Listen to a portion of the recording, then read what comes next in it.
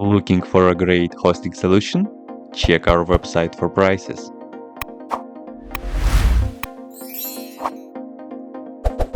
PlayOnLinux package is available on Ubuntu-based repository, so you can install it direct as follows.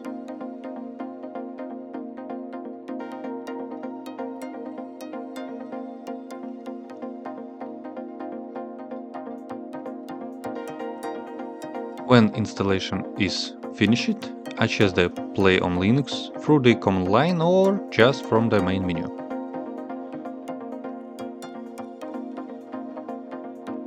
PlayOnLinux will be launched as follows. You can search for the programs and games by the following commands. You just need to add games and you can play it.